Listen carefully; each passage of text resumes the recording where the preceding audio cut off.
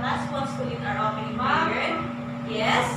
And everyone, please stand up for our opening prayer. Father God, come with us today. Fill our heart with joy. Fill our mind with pleasure. Fill our classroom with peace. Fill our lives with fun. Fill our friendship with kindness. Fill our school with love. Amen. Okay, thank you. So everybody, please be seated. So, by the way, I want to introduce myself to you, class, for you to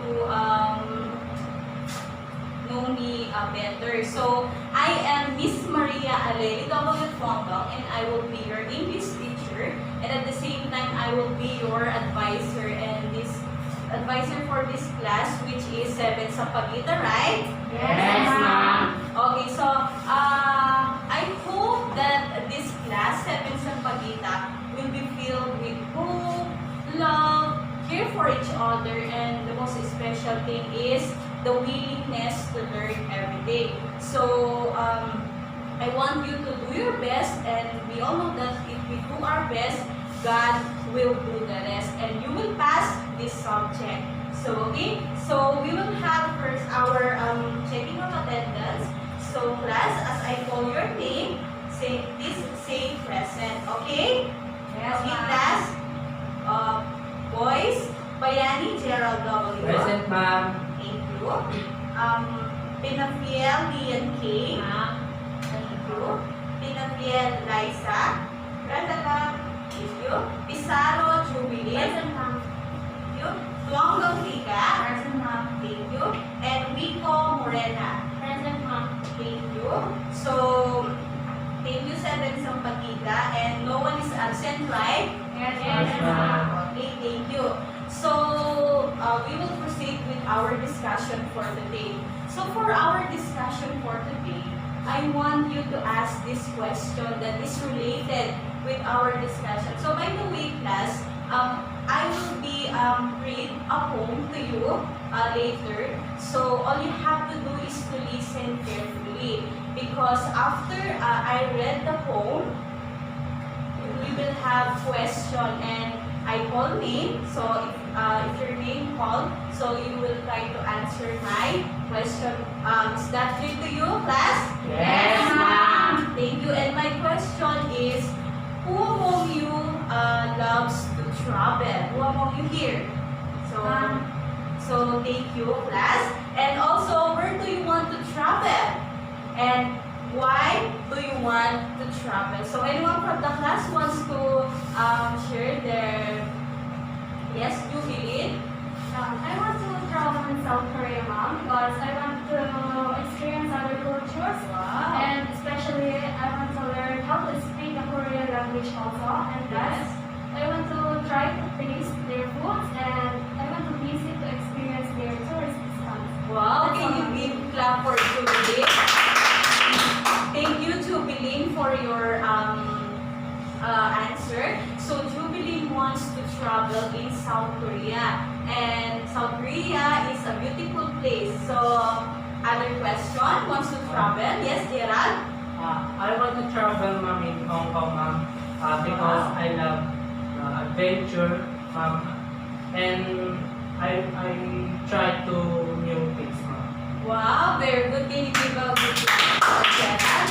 Thank you, Gerald wants to travel in Hong Kong. Anyone wants to travel? Yes, Liza? I want to travel in Japan because I Wow. learned that travel in Japan. Wow, thank you, Liza. Can you give clap for Liza? Japan is a good place also.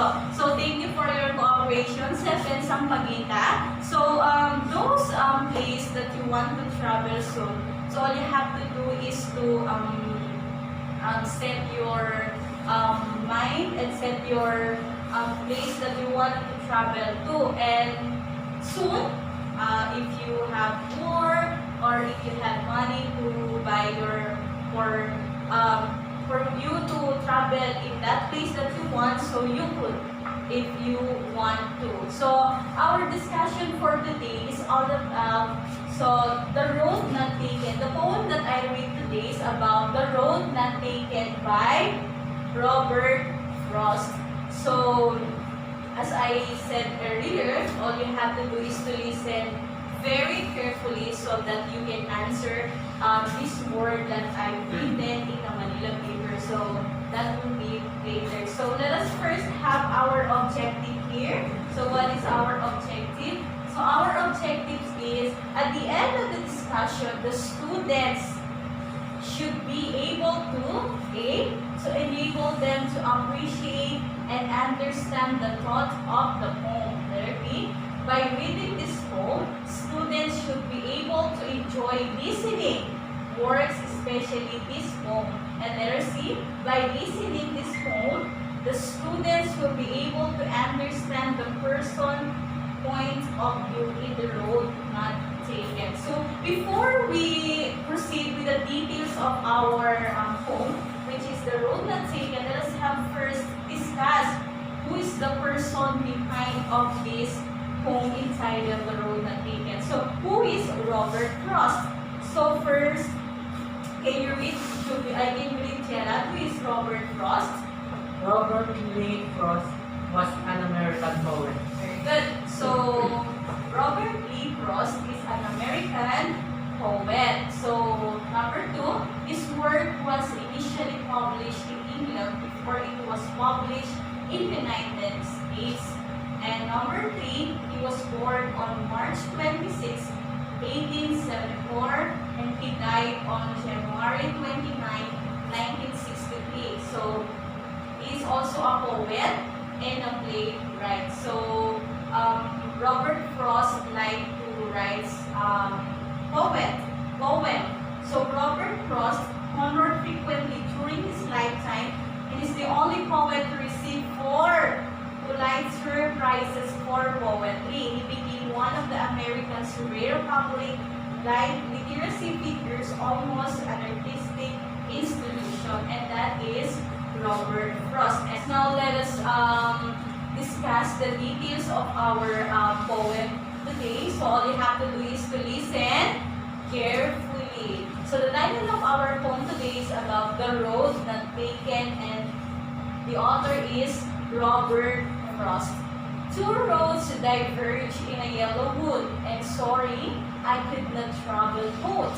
And being one traveler long I stood, and looked down one as far as I could, to where it bent in the undergrowth, then took the other as just as fair, and having perhaps the better claim, because it was grassy and wanted wear, though as for that the passing there had worn them really about the same, and both that morning's equally lay in leaves not step had trodden black. Oh, I kept the first for another day, yet knowing how way leads on the way, I doubted if I should ever come back. I should be telling this with a sigh, somewhere ages and ages hence. 2 roads diverge in a wood, and I took the one less traveled by, and that has made all the difference. And that is the poem that we will have today. So again, what is the title of our poem today, Gerald? The Road Not Taken. Very good. And who is the author, Morena? By Robert Frost. Very good.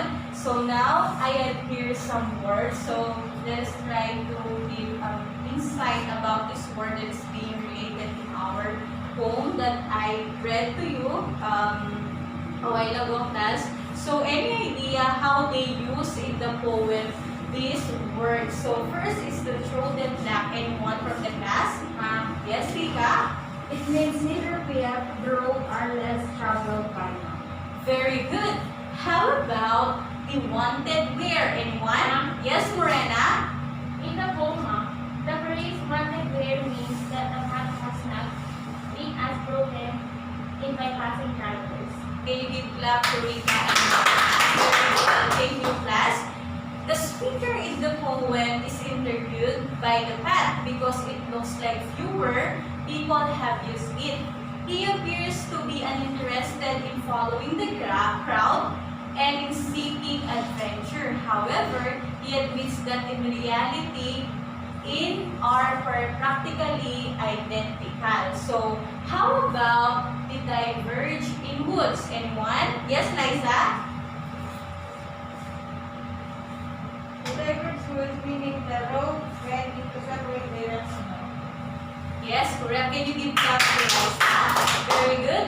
The speaker has come to two roads in a wood. He has to choose one, only one. One was grassy and one is wanted where. So overall, the roads are similar. Since it is fall, the roads looks different. And how about in the undergrowth? Yes, Jubilee? The word undergrowth now simply means things like bushes that grow under the trees. Thank you. Can you give clap to Jubilee? Let's continue. How about the with a sigh? Anyone? Yes, Kay? In the word sign, ma'am, meaning regret. Thank you, Kay. Can you give clap to Kay? Very good. The with a sigh meaning, the sigh meaning is regret. The speaker in the story with a sigh, he regrets that he could not have traveled both roads. The poem is about the other road, and that is the road not taken. Very good. Can you give clap for cooperating with the questions that I will ask to you, class? So, to conclude this poem, The Road Not Taken, so if you want to travel, just choose one. Don't choose two roads that we want to travel. All we have to do is to choose only one so that we can enjoy to travel in the future in our life. So now, again, who is the author of the poem The Road Not Taken? Kay, who is the author? Robert Frost. Very good. And what is the poem all about? Rika? The Road Not Taken tells the story of a man who reaches a fork in the road, and randomly chose to take one, not the other. So thank you. So that is the end of our discussion for today. And it is all about that I read to you the poem plan. So now let us have first our activity. So I have grouped you two groups. So because 7 Sampaguita has 6 students, so we'll have 6 groups. So Gerald and Liza is the leader. So group 1 is Gerald, which is Jubilee, Gerald, and Morena. Group 2 is Kay, Liza, and Rika. So all you have to do is to, I know all of you while I'm reading this poem, you listen carefully, right? Class? Is that right? Yes, ma'am. Very good. So because you listen very carefully, so all you have to do for your activity is to collab with your classmates. So all you have to do is to have your reflection about this poem. So you can share your idea with your leader so that the leader, after that, the leader will give the activities to me. So I will give you a few minutes to do that activity. So you may now start to do your activity class.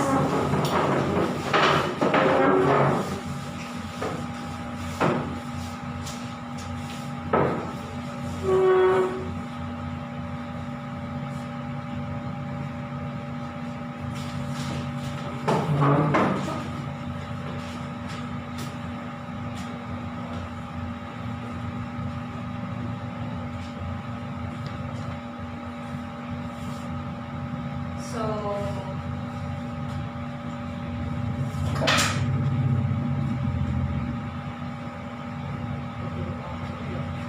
okay, thank you, class.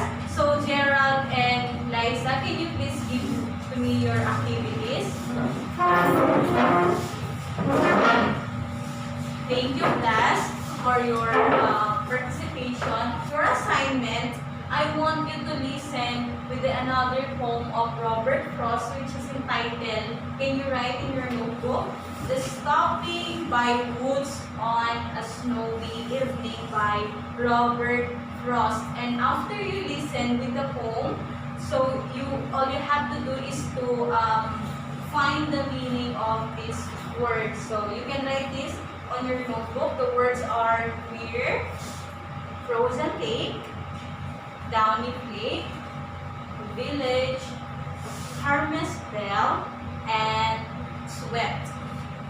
So thank you, class, and that's the end of our discussion for today. So I like this class because you are all participating during our discussion. So keep up your good work, 7 Sampaguita. So before we end this class, so I want Rena to lead with our closing prayer. So everybody please stand up for our closing prayer.